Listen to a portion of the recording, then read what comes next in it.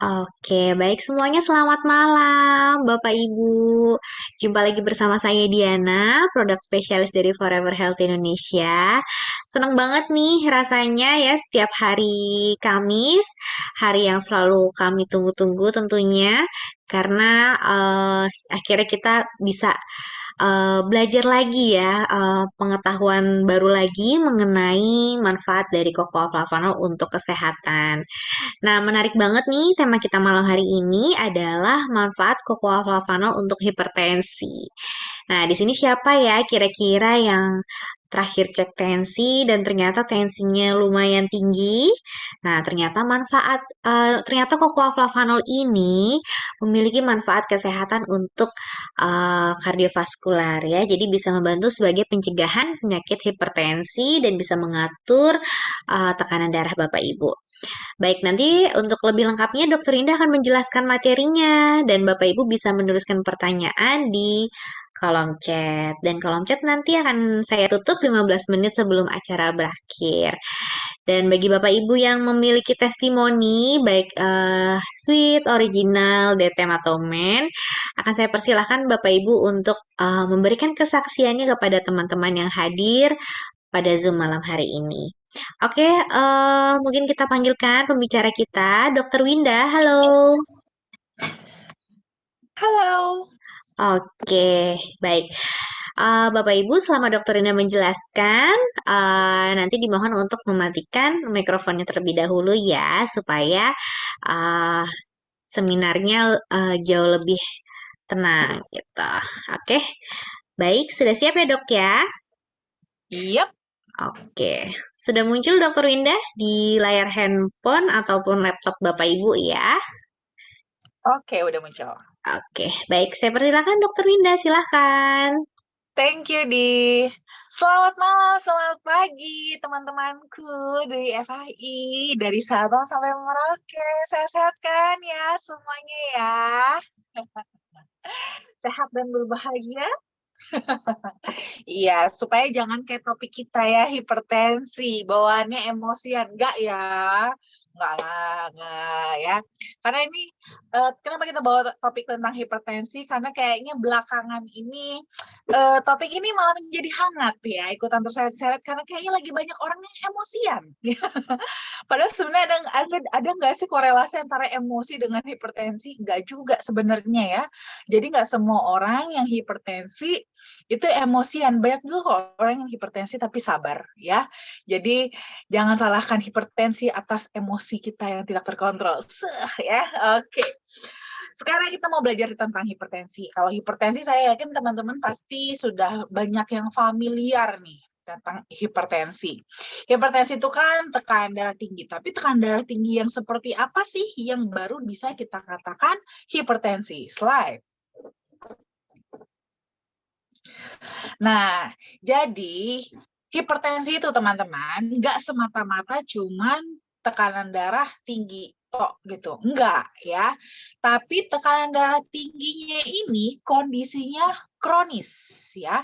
Jadi bukan cuma sesekali. Karena kalau sesekali kayak contohnya kita baru habis naik tangga, baru habis lari, baru habis dikejar-kejar mungkin kan sama dikejar-kejar sama anjing gitu kan, atau baru habis itu dia habis marah-marah gitu kan, itu pasti kita ukur tensi kita tinggi. Tapi bukan belum tentu kita itu hipertensi ya. Hipertensi itu bisa dikatakan hipertensi kalau kita tekanan darah tinggi kita itu terus-terusan kita mengalami kondisi tekanan darah tinggi bahkan pada saat kita sedang beristirahat ya. Nah, inilah yang menyebabkan kondisi hipertensi itu bisa jadi masalah ya. Kalau umpamanya kita terus-terusan mengalami tensi yang tinggi, ini bisa menimbulkan komplikasi-komplikasi kesehatan di mana komplikasi tersebut bisa membahayakan nyawa kita ya. Bisa menimbulkan penyakit-penyakit yang nanti ujung-ujungnya bisa bahkan berisiko kematian juga. Slide. Nah, hipertensi juga dibilang hipertensi itu kalau berapa sih ya tensi tinggi itu sebenarnya berapa? Normalnya itu ya, kalau normal itu tensi kita itu di bawah 120/80. Nah, kadang-kadang tuh kayak seperti tadi yang saya katakan, mungkin kita lagi baru habis naik tangga, baru habis lari, jogging, atau baru habis marah-marah, atau baru habis dikejar-kejar ya. Nah, itu bisa jadi memang tensi kita agak meningkat ya. Meningkatnya sampai berapa? Sampai sistoliknya itu 120 sampai 129 dan diastoliknya pernya itu masih tetap di bawah 80. Tapi kalau seandainya kita terus-terusan nih, kondisi kita istirahat, kita udah rehat, lagi istirahat aja, tapi tensi kita naik, itu dia kalau seandainya sudah di atas 130/80, itu kita masuk kategori hipertensi stadium 1. Nah, kalau kita di tensinya di atas 140/90, ini masuk sudah hipertensi stadium 2. Nah, jadi memang kita kalau mengukur tensi itu nggak bisa kapan saja ya teman-teman ya, tapi kita harus kondisi istirahat. Istirahat, kondisi yang tenang, kita cek, itu baru kita bisa mendapatkan tensi kita yang real. Ya, slide. Nah, siapa saja sih yang punya resiko untuk terkena hipertensi ini? Pertama, mereka-mereka yang usianya sudah masuk kategori lansia di atas 65 tahun. Dulu tuh kita sering dengar kan kalau seandainya usianya berapa? 70 tahun, tensinya 130/80 atau 140/90. Oh, nggak apa-apa, normal. Nah, biasanya gitu. Kita menormalkan untuk lansia itu mengalami hipertensi. Sebenarnya bukan menormalkan ya, tapi wajar kalau umpamanya lansia mengalami hipertensi, tapi bukan berarti tidak hipertensi. Jadi dia tetap hipertensi dan hipertensinya tetap harus di-treat. Justru karena dia sudah lansia, memang dia akan beresiko lebih tinggi untuk terkena hipertensi ini. Terus juga kalau kita yang punya pola makan tuh nggak bagus, suka makan garamnya tuh suka makan yang asin-asin ya, suka makan mecin ya kan, udah suka makan mecin, suka makan yang asin-asin, tapi kita kurang makan sayur sama buah. Belum lagi nih kita juga mungkin kurang olahraga. Akhirnya badan kita obesitas. Belum lagi nih mungkin kebetulan kita juga sudah punya faktor genetik. Orang tua kita hipertensi, kita jadi lebih beresiko untuk terkena hipertensi. Ya. Belum lagi kalau mungkin kita suka konsumsi alkohol juga. Kondisi-kondisi ini adalah mereka-mereka yang punya faktor resiko tinggi untuk terkena hipertensi. Makanya harus dijaga ya. Karena kalau sekali teman-teman udah kena hipertensi itu susah ya. Susah untuk ngontrolnya. Apalagi mungkin boleh tanya kepada teman-temannya di samping kanan dan kiri yang mungkin kebetulan hipertensi juga. Bagaimana susahnya untuk lepas dari obat hipertensi. Susah kan? Makanya yang belum hipertensi dijaga jangan sampai kena hipertensi ya. Slide. Nah, hipertensi ini juga sebenarnya nggak cuma sekedar langsung hipertensi gitu aja. Jadi ada dibagi dua penyebabnya. Ada yang primer, ada yang sekunder. Yang primer itu karena hipertensinya memang karena ketidakstabilan pada metabolisme tubuhnya sendiri. Ya, jadi memang dia hipertensinya itu adalah penyakit utamanya sendiri gitu. Sedangkan hipertensi sekunder itu adalah hipertensi akibat komplikasi dari penyakit utama. Contohnya dia punya masalah dengan ginjal. Jadi karena ada masalah dengan ginjal, akhirnya jadilah hipertensi. Atau contohnya ada stroke, ada sakit jantung ya. Itu juga bisa mengakibatkan hipertensi sekunder juga. Dan hipertensi sebenarnya kalau hipertensi sekunder asalkan penyakit utamanya diatasi, hipertensinya bisa teratasi gitu ya, akan ikut teratasi juga. Yang lebih berat itu justru malah hipertensi primer, karena dari hipertensi primer ini malah bisa mengakibatkan komplikasi-komplikasi yang lebih berat. Bisa kena stroke, ya bisa kena serangan jantung, glaukoma, gagal ginjal, terus gagal jantung juga dan macam-macam. Ya, jadi memang harus kita benar-benar sebisa mungkin bagi yang belum kena hipertensi dijaga baik-baik ya.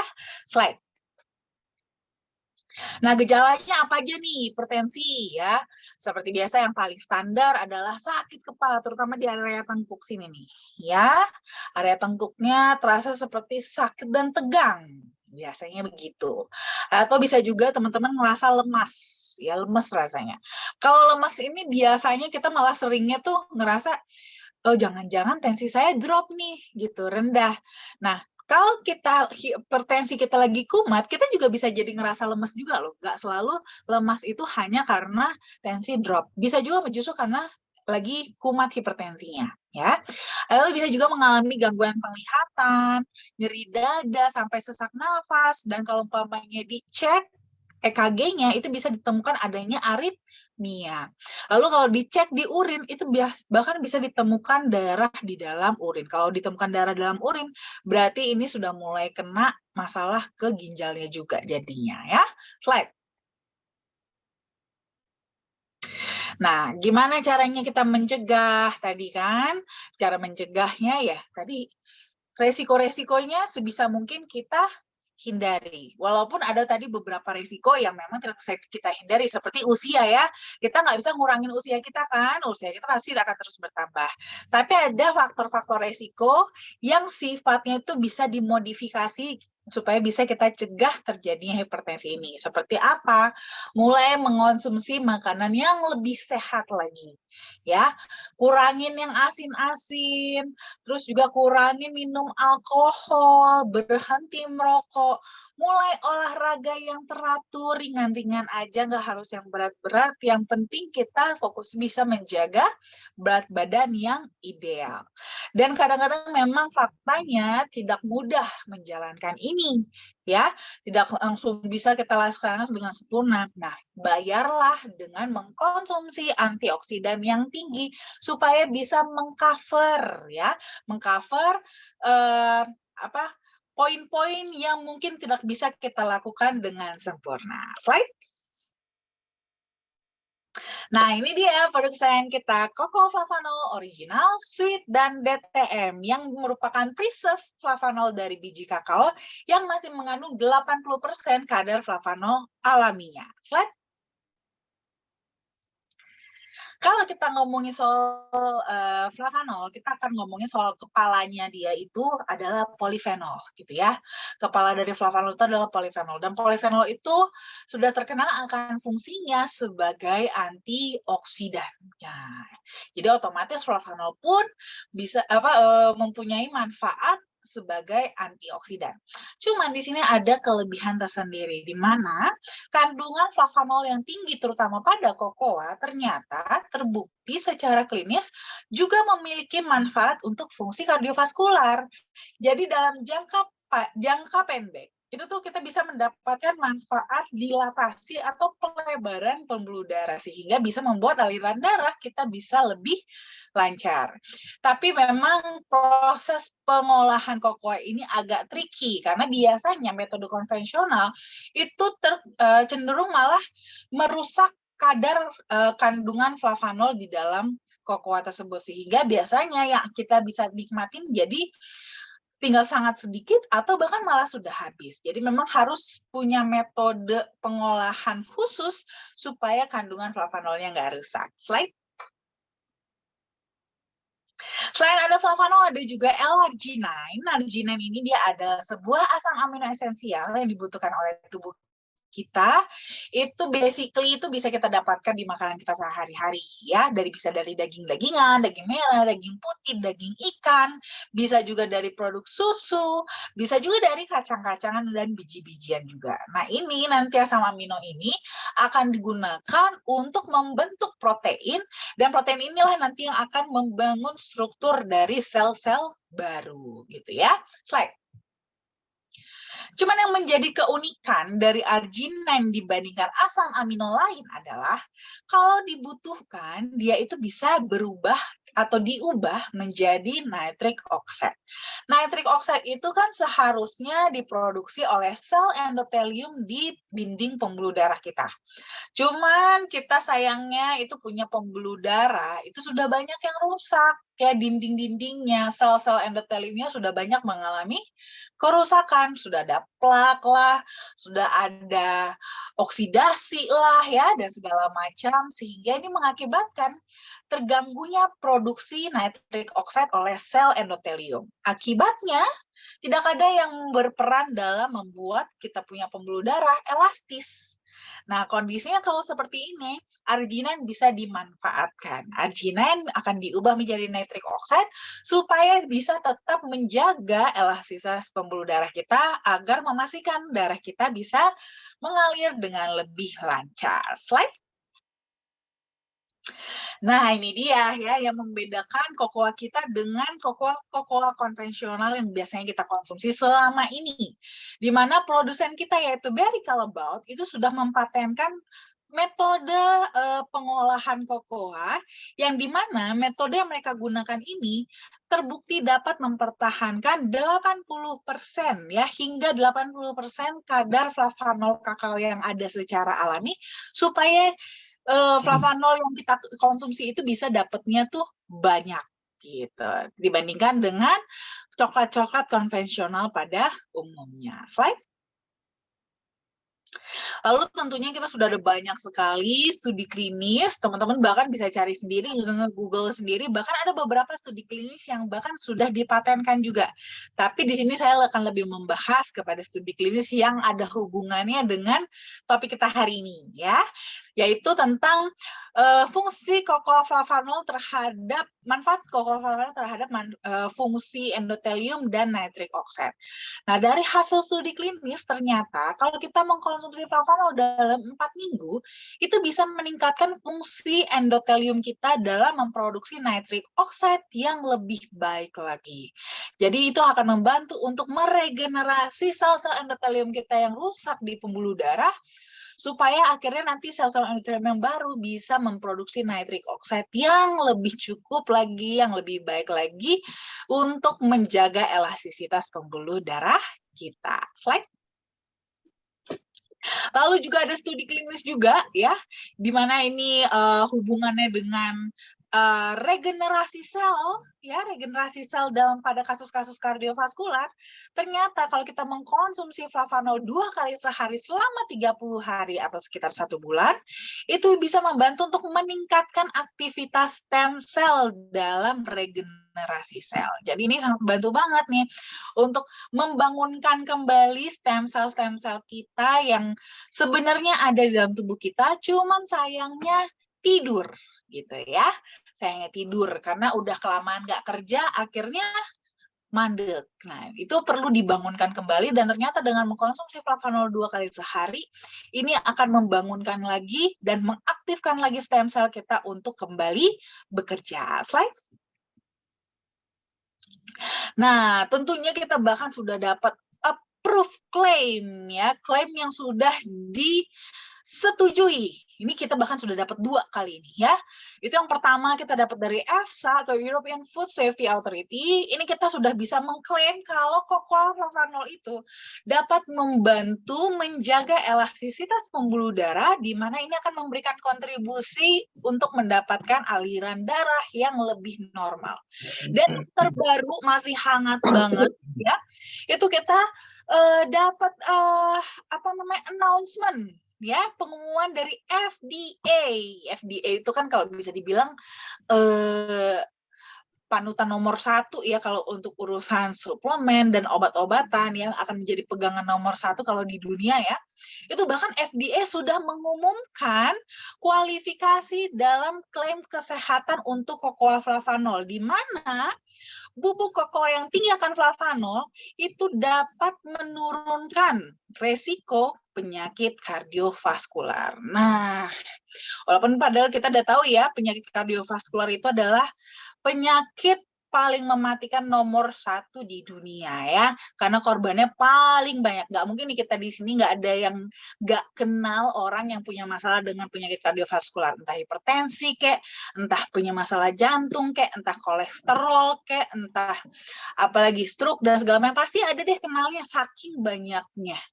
Ya, dan ternyata bahkan FDA sudah bisa mengklaim kalau kokoa flavanol itu bisa menurunkan resiko penyakit kardiovaskular. Wow banget kan? Jadi kita udah nggak perlu ragu lagi untuk mengkonsumsi kokoa flavanol. Slide. Nah, ini dia, tinggal cara konsumsinya gimana. Pada dasarnya, konsumsinya hanya menyesuaikan dengan kebutuhan tubuh teman masing-masing ya. Kita konsumsi flavanol itu sama halnya seperti kita makan sehari-hari. Jadi, kapan kita butuh makan? Ya, kalau pada saat kita lapar. Sampai kapan kita butuh makan? Ya, selama kita hidup. Ya, jadi memang kita akan terus membutuhkannya. Nah, berapa banyak butuhnya? Ya, sesuai dengan kenyangnya kita masing-masing. Gitu kan, kenyangnya kita masing-masing kan berbeda-beda ya, jadi harus menyesuaikan ke sana. Tapi untuk panduannya, boleh teman-teman konsumsi kalau mau yang original atau sweet, itu bisa mengkonsumsi mulai dari 5 gram setiap hari. Nanti boleh disesuaikan ya, di-adjust aja. Kalau kira-kira masih kurang, itu bisa ditambah ya, jadi 10, jadi 15 gram, sesuai dengan kebutuhan tubuh teman-teman masing-masing. Atau teman-teman kalau yang sukanya DTM gimana? Boleh nggak? Boleh. DTM juga bisa dikonsumsi 1 saset per hari ya. Tapi kalau kurang boleh ditambah. Biasanya sih kita lebih menganjurkan untuk DTM itu minumnya 2 saset per hari selama 2 minggu pertama untuk booster. Selanjutnya nanti tinggal di dosis maintenance. Tapi kembali lagi sesuaikan dengan kebutuhan tubuh masing karena beda masalah kesehatannya, beda kebutuhannya. Yang penting harus dikomunikasikan ya. Jadi yuk deh sekarang mumpung belum ada masalah, kita jaga tekanan darah kita ya, supaya bisa tetap stabil dan kita bisa lebih menikmati hidup yang lebih berkualitas. Oke, salam sehat. Oke, baik Bapak Ibu. Itu dia tadi penjelasan dari Dokter Winda mengenai manfaat koko flavanol untuk hipertensi ya. Nah, baik, sebelum kita ke sesi tanya jawab, saya akan membacakan acara dan juga promo yang FAI berikan untuk Bapak Ibu ya. Nah, namun sebelum kita bahas ke promo dan acara, di sini ada FI Medical Consultant nih. Jika Bapak Ibu ingin melakukan konsultasi kesehatan, bisa langsung menghubungi di nomor WhatsApp di 0878 1706 6067.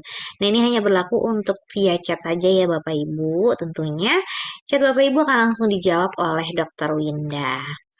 Dan pastikan Bapak Ibu jangan sampai kelewatan untuk mengikuti sosial media kami seperti YouTube di Forever Healthy Indonesia Official, Instagram at foreverhealthy.id, Facebook Forever Healthy Indonesia, Telegram FI Official, dan TikToknya at foreverhealthy.indonesia.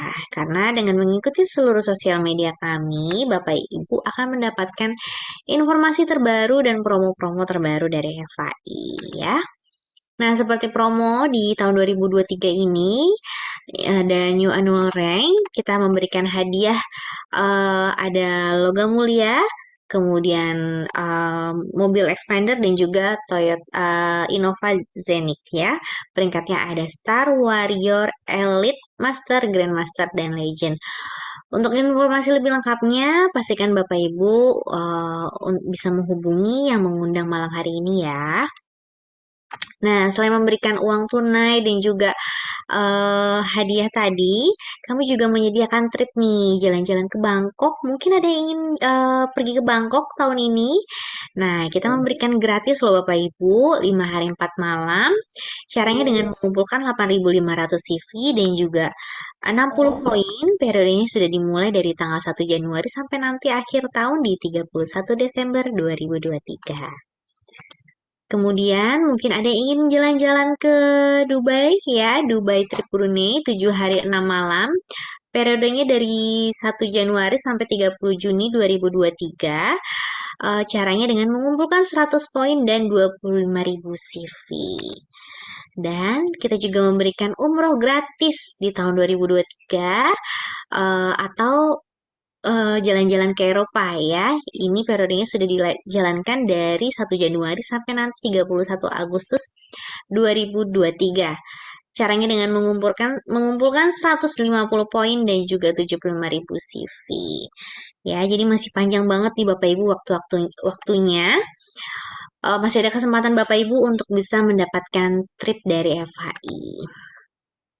Dan kita nanti hari Sabtu tanggal 18 Maret di Grand Chokro Hotel kita akan mengadakan acara besar yaitu sukses seminar dan annual rank recognition. Ada grand prize-nya loh Bapak Ibu berupa smartphone dan juga smartwatch.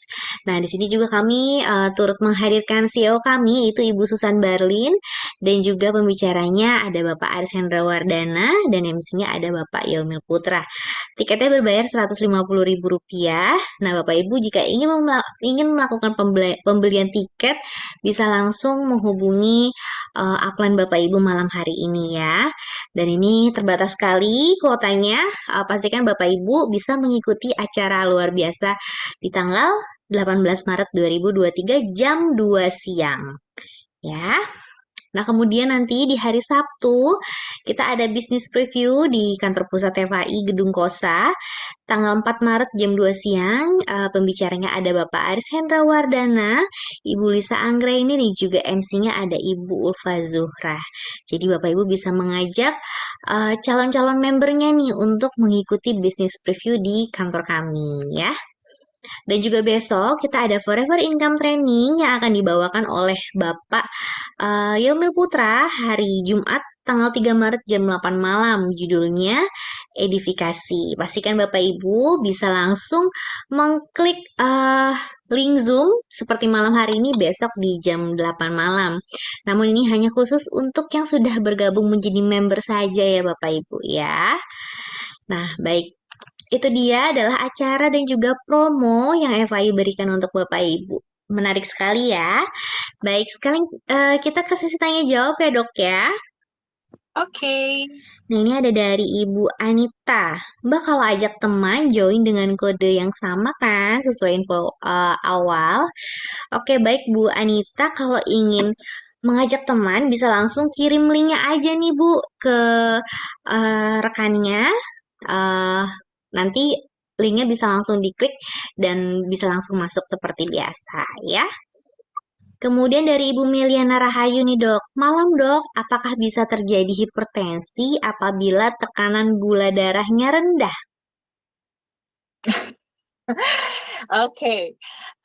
Pertama, gula darah itu bukan suatu tekanan ya. Jadi mungkin maksudnya apakah bisa terjadi hipertensi kalau gula darahnya rendah ya? Eee, jarang sih, jarang terjadi. Jadi biasanya kalau umpamanya gula darahnya rendah, itu cenderung tensinya juga ikutan turun gitu ya. Tapi bukan berarti orang yang, ibarat kata supaya tensinya turun, jangan makan gitu, supaya gula darahnya jadi rendah gitu, biar turun tensinya, enggak juga ya, bukan seperti itu. Karena kan tekanan gula darah rendah karena gula darah rendah ini juga kan akan tergantung dulu serendah apa, ya kan? Kalau kita, gula darah kita rendah yang masih dalam kategori normal, itu sebenarnya tidak akan terlalu mempengaruhi hipertensi sih, tidak akan terlalu mempengaruhi hipertensi ya. Kecuali nih gula darah kita ngedrop banget, rendah banget, sampai kita mau pingsan, ya otomatis pasti tensi kita juga biasanya ikutan turun, gitu ya. Jadi nggak terlalu, berpengaruh banget. Yang ada malah justru kebalikannya biasanya. Kalau gula darah kita malah cenderung tinggi, itu bisa mempengaruhi tensi gitu. Karena memang ada sedikit ada korelasinya ya. Jadi memang bagi teman-teman yang kebetulan diabetes bisa juga beresiko hipertensi nantinya gitu. Oke? Oke, baik. Terima kasih, dokter. Selanjutnya dari Ibu Resli atau Bapak Resli ya. Untuk Parkinson gimana nih, dok? Oke, kalau Parkinson itu kan sebenarnya dia itu punya masalah di sel saraf otak. Nah, jadi ada masalah di sel saraf otak di mana ini mempengaruhi produksi dari hormon dopaminnya. Nah, akibat hormon dopaminnya kurang, inilah timbul gejala-gejala Parkinson tersebut, gitu ya. Nah, ini, apakah bisa dibantu dengan Cocoa Bisa, tapi balik lagi ya, selalu yang saya sering juga ya, beberapa kali share juga sama teman-teman, sel saraf apalagi sel saraf otak ya, itu tuh, merupakan sel yang paling lambat ya, paling lambat beregenerasi. Saking lambatnya, kadang-kadang nggak kelihatan. Kalau dulu itu bahkan dianggap kalau sel saraf sekali rusak, sel otak sekali rusak, itu tuh nggak bisa balik gitu, nggak bisa balik lagi gitu ya. Makanya biasanya kalau kita punya masalah gangguannya itu justru di sel saraf, apalagi saraf otak, itu pasti untuk progresnya itu tahunan, termasuk Parkinson gitu ya, termasuk Parkinson. Jadi untuk regenerasinya sendiri itu membutuhkan waktu tahunan. Apakah bisa dibantu dengan Cocoa Bisa, tapi ini hanya lebih kepada mempercepat. Mempercepat dari yang contohnya nih, biasanya regenerasinya itu bisa sampai 8 sampai 10 tahun regenerasi sel. Nah, paling kita cuma bisa ngebus jadi 2 tahun gitu ya. Jadi mungkin 1 tahun atau mungkin ada yang kurang beruntung bisa sampai 3 tahun. Tapi itu kan tetap runningnya cukup panjang, jadi memang harus dibutuhkan kesabaran dan ketabahan juga, serta kegigihan gitu ya, untuk recovery, sama juga harus saling bekerja sama juga untuk menjaga. Menjaga apa? Menjaga sel-sel saraf yang masih sehat, jangan sampai ikutan rusak. Karena semakin banyak yang harus dikerjain, maka akan semakin lama ngerjainnya nanti. Gitu. Caranya gimana menjaga yang masih sehat supaya tetap sehat? Obat-obatan yang memang sudah diminum tetap dikonsumsi, jangan dilepas ya.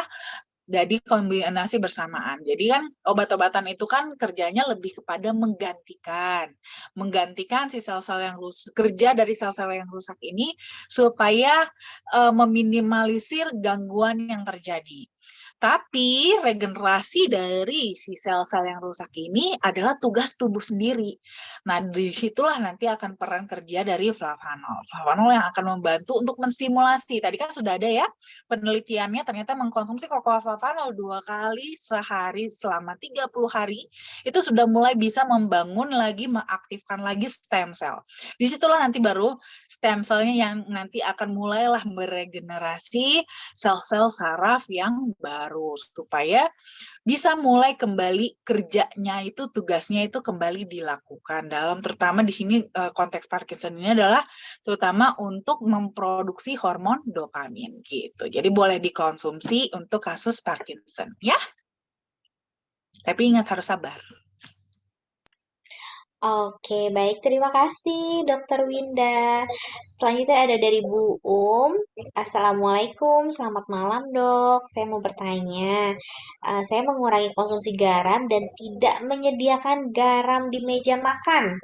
Apakah saya bisa terhindar dari hipertensi?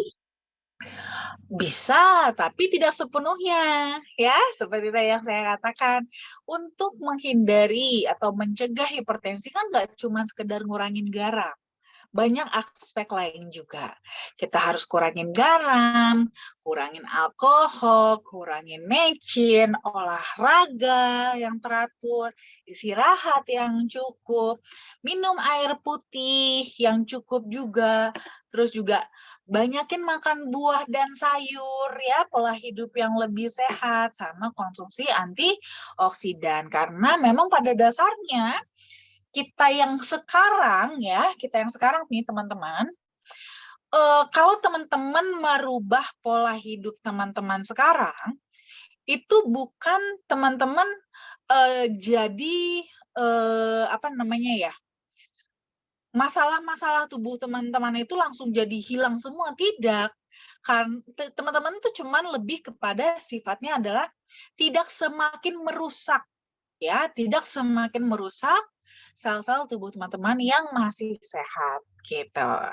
Jadi supaya apa? Supaya tidak semakin parah, karena kan kita yang sekarang itu sudah banyak kerusakannya. Pembuluh darah kita yang sekarang itu sudah rusak dari tahun-tahun yang lalu.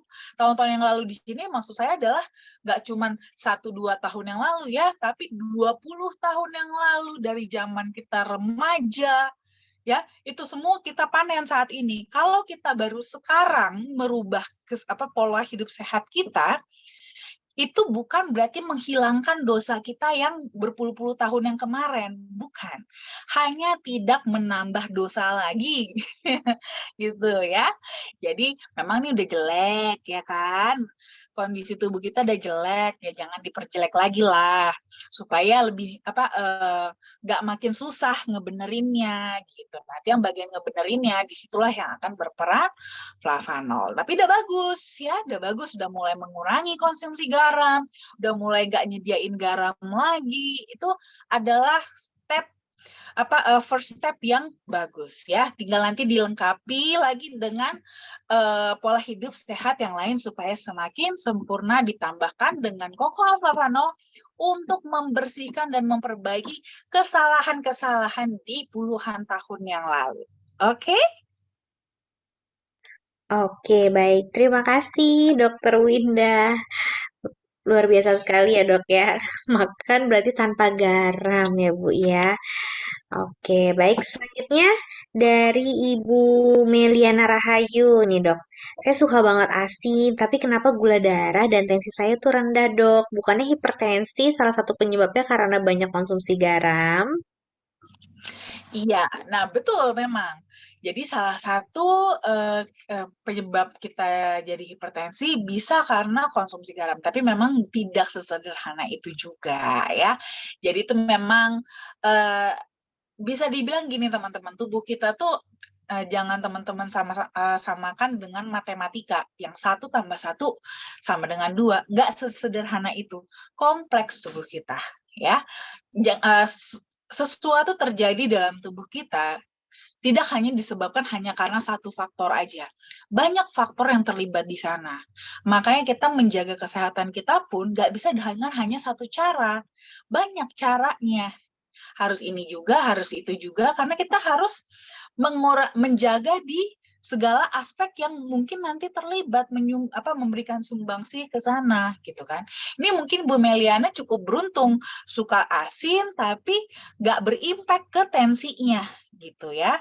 Tapi belum tentu yang lain juga akan sama gitu, karena ada yang ibaratnya nih sudah nggak makan asin, juga berat badan juga ideal, terus juga suka makan buah, sayur, udah olahraga, tapi tensinya tinggi. Kenapa? Ternyata memang sudah ada faktor genetik. Bisa, gitu ya. Dan ibaratnya seperti tadi saya katakan, bisa jadi juga kita baru menjaganya sekarang. Dulu-dulu gimana? Dulu-dulu pas waktu berapa puluh tahun yang lalunya gimana? Bisa jadi dulunya yang kita nggak bener, ya kan? Baru sekarang setelah sadar, kita udah bagusin, ternyata yang dulu itu sudah keburu membentuk, ya, sudah keburu merusak sebagian dari pembuluh darah kita. Makanya akhirnya baru kita panennya sekarang. Nah, itulah makanya mumpung nih belum muncul, kita jaga ya. Jadi kalau nih teman-teman, selalu juga saya sering juga katakan ya, kalau yang merasa sehat jangan langsung kepedean dulu ya. Teman-teman belum tentu benar-benar sehat. Merasa aja, tapi sebenarnya kalau ditelaah benar-benar pasti ada masalah dalam kesehatan kita, gitu ya. Hanya kebetulan kita punya toleransi yang cukup tinggi aja, makanya nggak terasa sakitnya. Tapi jangan ditantang ya. Makanya kenapa kita harus mulailah pelan-pelan, bertahap ke pola hidup yang lebih sehat. Dan juga kita bersihkan nih dosa-dosa kita di masa lalu ya, yang dulu suka makan sembarangan, mungkin apalagi nih yang bapak-bapak nih, mungkin udah merokok dari kapan, mungkin merokoknya, mungkin sekarang udah nggak ngerokok, tapi dulu waktu SMP nyoba-nyoba. SMA mungkin merokok ya kan, bisa jadi kita akan panennya sekarang ini. Makanya harus kita jaga ya, jaga supaya tidak semakin parah. Nanti yang di belakang, yaitu yang sudah terlanjur ada, itulah nanti yang akan dibantu dibersihkan dengan cocoa flavanol. Oke? Oke, baik. Terima kasih, Dokter Winda. Selanjutnya dari Bu Uum. Terima kasih, Dok, ilmunya. Baik, Bapak Ibu, mungkin ada yang ingin bertanya, bisa menyalakan mikrofonnya nih. Kita masih ada waktu kurang lebih 15 menit lagi. Mungkin ada yang ingin tanyakan, Bapak Ibu bisa langsung mengklik mikrofonnya nih. Atau mau sharing-sharing dengan Dokter Winda, Silakan Bapak Ibu. Oke, mungkin untuk acara mungkin ada yang ingin bertanya nih untuk acara nanti tanggal 18 Maret ya. Mungkin ada yang masih bingung bagaimana cara mendapatkan tiketnya. Ke siapa mungkin bisa juga bertanya nih Bapak Ibu semua dari Bu Meliana juga nih. Terima kasih Dok kata Bu Meliana. Ah, Sama-sama Ibu. Oke, Bapak Ibu kita masih ada waktu. Mungkin kalau mau ada yang mau sharing mengenai konsumsi flavanolnya atau masih bingung, bisa juga langsung menyalakan mikrofonnya nih Bapak Ibu. Halo, selamat malam. Oke, mungkin sebelum sambil nunggu pertanyaan ya dok ya, saya akan memutarkan video tips dari Dokter Winda ya. Jadi berkaitan dengan topik malam hari ini, kenapa penderita hipertensi itu perlu konsumsi cocoa flavanol? Baik, kita bisa saksikan bersama-sama ya Bapak Ibu ya.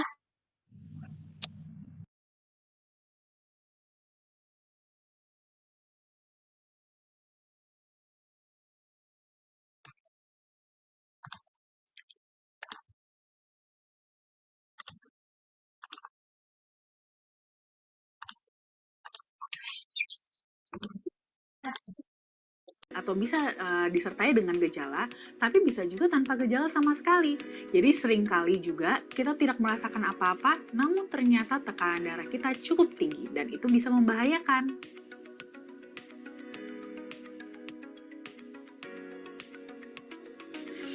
Kondisi ini kalau tidak bisa segera kita kontrol, ini bisa mengakibatkan komplikasi yang lebih berat.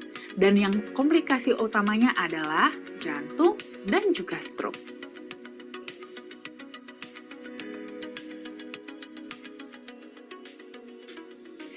Dengan mengkonsumsi cocoa flavanol setiap hari, tekanan darah kita akan lebih terkontrol dan juga pembuluh darah kita akan lebih elastis sehingga aliran darah bisa lebih lancar.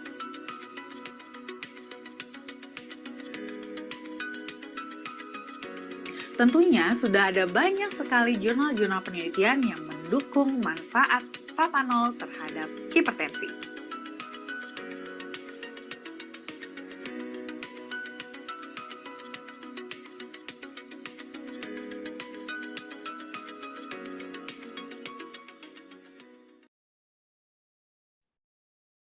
Nah, itu dia Bapak Ibu tips dari Dokter Winda ya. Jadi memang dokternya sendiri menyarankan untuk penderita hipertensi ini penting banget untuk selain konsumsi obat-obatan yang menjalani pengobatan dari dokter, tentunya juga perlu konsumsi cocoa flavanol setiap hari. Baik, mungkin masih ada yang ingin tanyakan Bapak Ibu tentang video tadi dari Dokter Winda. Untuk videonya kita juga ada di YouTube ataupun di Instagram dan juga Facebook ya Bapak Ibu ya. Bapak Ibu bisa langsung download nih kalau misalnya mau video dari Dokter Winda tadi untuk dibagikan kepada rekan-rekannya. Baik, ada yang ingin tanyakan mungkin? Kita masih ada waktu nih Dokter Winda nih. Atau mungkin Dokter Winda sendiri mau sharing? sharing apa ya? Hmm, oh iya, soal hipertensi nih. Eh, banyak yang nanya juga sih ya, banyak yang bertanya. Itu dok, kayak kemarin ya, kayak kita juga di grup, di seminar yang offline kemarin tuh ada juga yang nanyain, dok gimana kalau seandainya kita tuh udah hipertensi, terus udah minum obat, ya obat hipertensi, apakah itu emang harus untuk selamanya, atau bisa nggak sih sebenarnya kita akan lepas nanti suatu saat nanti dari obat-obat hipertensi tersebut? Itu tuh kemarin ada yang nanya begitu. Nah, itu jadi teman-teman kalau kondisinya seperti itu, sebenarnya begini. Seharusnya kan kita punya, ini tuh nyambung dengan kondisi di tubuh kita sendiri ya, kayak tadi yang seperti saya katakan, kita punya pembuluh darah itu kan sudah banyak yang mengalami kerusakan, gitu ya. Sudah ada banyak yang ada plaknya, dinding-dindingnya sudah mulai rusak, sehingga tadi sel-sel endoteliumnya itu kurang dalam memproduksi nitric oxide. Akibatnya apa? Akibatnya kita punya pembuluh darah tuh nggak elastis, sempit jadinya kita punya pembuluh darah, membuat tekanannya jadi tinggi gitu, tekanannya jadi tinggi. Nah, kita gunanya minum obat hipertensi adalah untuk supaya kita punya pembuluh darah itu kebuka.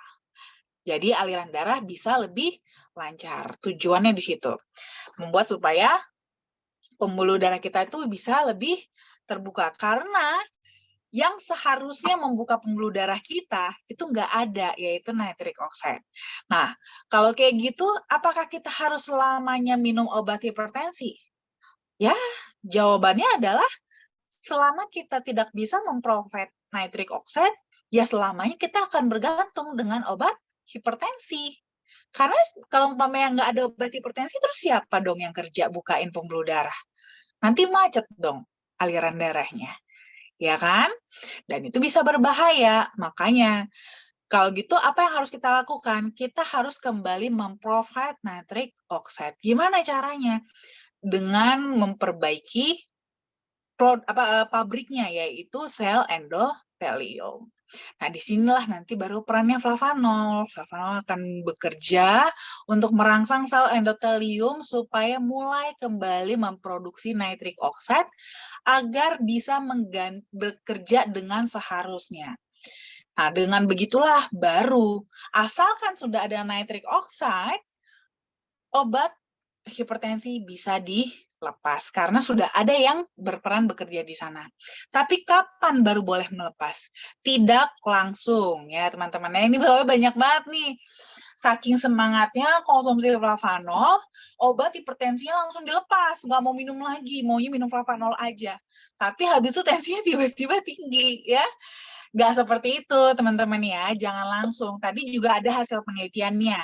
Ya, kita konsumsinya itu 4 minggu. Ya, setelah 4 minggu, baru mulailah terjadi peningkatan produksi nitric oxide. Karena regenerasi sel pada si sel endoteliumnya sudah mulai terjadi. Jadi, kita evaluasi setiap 4 minggu atau setiap 1 bulan. Jadi teman-teman pertama-tama konsumsinya barengan dulu. Ya, obat hipertensinya tetap diminum sama flavanolnya. Jadi biarin sementara obat hipertensinya bekerja sambil si flavanol nanti yang akan bekerja untuk meregenerasi sel endoteliumnya. Setelah nanti sudah mulai terjadi regenerasinya, setelah 1 bulan, baru boleh tuh teman-teman evaluasi. Coba mulai bertahap, dikurangin dulu sebagian. Jangan langsung lepas begitu aja ya, tapi kurangin sebagian. Ya, tapering off. Sebagian dulu kurangin dosisnya. Contohnya, teman-teman biasanya konsumsinya amlodipin 10 mg 2 kali sehari. Contohnya, contoh ya. Nanti setelah sebulan konsumsi amlodipin plus cocoa flavanol, boleh tuh teman-teman coba kurangin dosis amlodipinnya. Ya, jadi 2 kali 5 gram atau 1 kali 10 gram. Evaluasi, kira-kira tekanan darah teman-teman gimana? Cukup stabil nggak? Kalau cukup stabil, berarti sudah mulai stabil tekanan darahnya. Teruskan dosisnya jadi 10 miligram tadi. Setelah 1 bulan berikutnya, mulai dikurangin lagi dari 10 miligram jadi 5 gram. 5 miligram, sorry. 5 miligram nanti evaluasi lagi nih ya. Kira-kira stabil nggak dia setelah beberapa hari? Ternyata stabil, ya udah pertahankan 5 miligram selama 1 bulan. Habis itu nanti kurangin lagi sampai nanti akhirnya baru bisa teman-teman lepas dengan sepenuhnya. Jadi badannya juga nggak kaget. Jadi bertahap gitu ya. Oke, baik. Terima kasih, Dokter Winda. Untuk tipsnya ya, jadi memang Bapak Ibu nih yang ada konsumsi obat-obatan ya, tidak hanya obat hipertensi aja ya dok ya, tentunya segala jenis obat-obatan yang memang diberikan oleh dokter terkait, Bapak Ibu bisa mendampingkan obat tersebut dengan Cocoa jadi kerja obat akan jauh lebih efektif. Jadi udah nggak ada ini dok ya cerita saya minum obat penurun kolesterol atau penurun tensi selama 1 bulan, tapi masih segitu-segitu aja gitu. Bisa jadi mampet ya dok, kesangkut gitu. Jadi nggak teralirkan ke seluruh tubuh gitu Bapak Ibu. Jadi bisa dibantu dengan konsumsi Cocoa Flavanol 1 jam sebelum minum obat ya dok ya. Nah, kemudian ada pertanyaan dari Bu Dewi Sondang, mengkonsumsi flavanol selama kita merasakan sakit atau seterusnya atau gimana nih, Dok? Pertanyaan bagus. Nah, tapi sebenarnya tadi sudah ada saya kasih clue-nya sih, ya. Jadi kita konsumsi flavanol itu, teman-teman, sama seperti kita makan. Seperti kita makan sehari-hari. Apakah kita makan pas kita lagi sakit aja, atau kita makan selama kita hidup? Gitu. Ya, jadi memang flavanol ini, makanya memang jangan disamakan flavanol itu dengan obat. Kalau obat, iya benar, teman-teman konsumsi cuman pas lagi teman-teman sakit aja. Kalau lagi sehat ngapain minum obat, ya kan? Tapi flavanol itu berbeda, teman-teman. Flavanol itu bukan obat. Dia adalah makanan untuk sel-sel tubuh teman-teman. Jadi yang butuh makan itu nggak cuma teman-teman, tapi sel-sel tubuh teman-teman juga butuh makan. Dia juga butuh makan, dia juga butuh nutrisi. Makanya kenapa selama dia masih hidup, sel-sel kita masih hidup, selama kita hidup, ya kita konsumsi flavanol terus. Gitu ya, jadi tidak hanya sakit. Itu hanya yang nanti akan membedakan adalah dosisnya aja. Gitu. Mungkin kalau kita lagi sehat, lagi fit gitu kan, sekedar maintenance, kita bisa dosisnya kalau contohnya yang original ya, 5 gram aja cukup, gitu. Tapi kan kita kan nggak selamanya hanya sehat-sehat aja gitu kan, kita ada saat-saatnya mungkin kita lagi capek, cuaca lagi jelek terus kita jadi kena flu, atau kita mungkin gara-gara begadang lah kita jadi badan agak kurang nyaman, jadi sakit dan segala macam.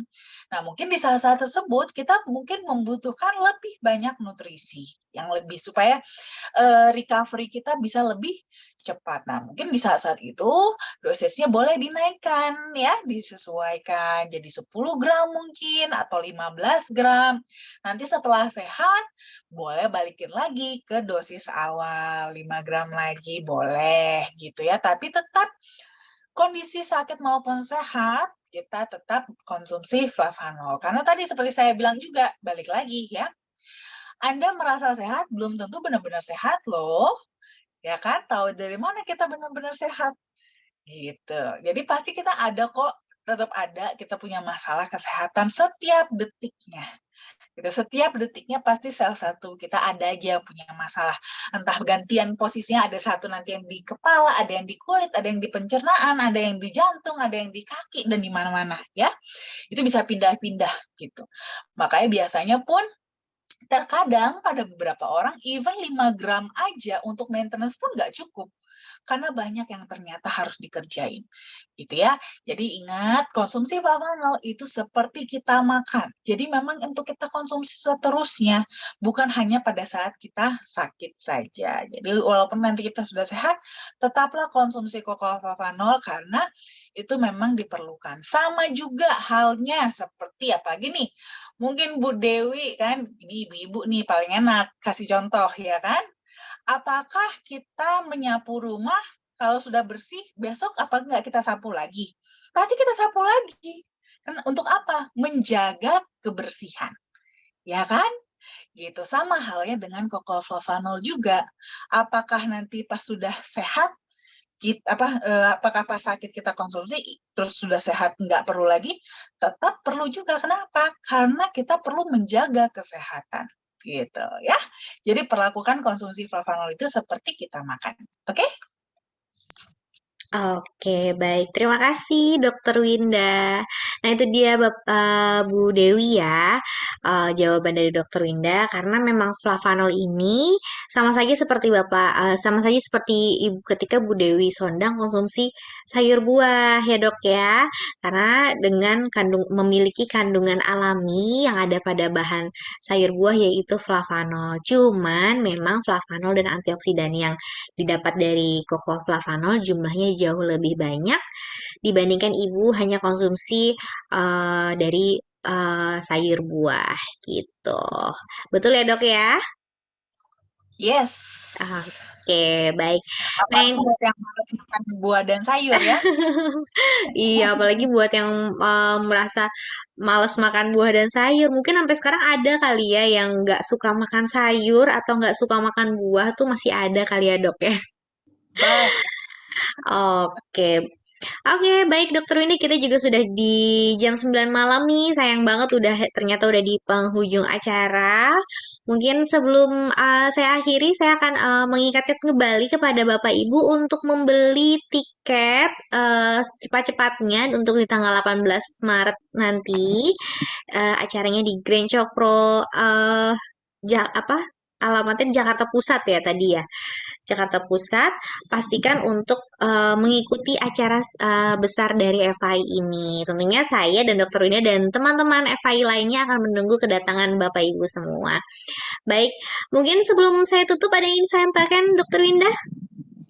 Iya, nggak pernah saya bosan-bosannya mengingatkan lagi untuk teman-teman semuanya, ya, kesehatan itu mahal atau murah? Murah, tapi dia akan menjadi mahal pada saat teman-teman sakit. Jadi, mumpung masih murah, dijaga ya. Investasikan kesehatan teman-teman supaya segala investasi yang lain-lainnya pun bisa jadi ikutan lancar juga. Karena tahu ya, begitu ya seperti biasa ya, kita baru menyadari sesuatu itu berharga pada saat sesuatu itu hilang kan.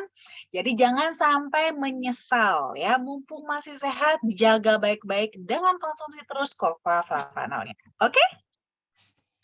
Oke, baik. Terima kasih, Dokter Winda.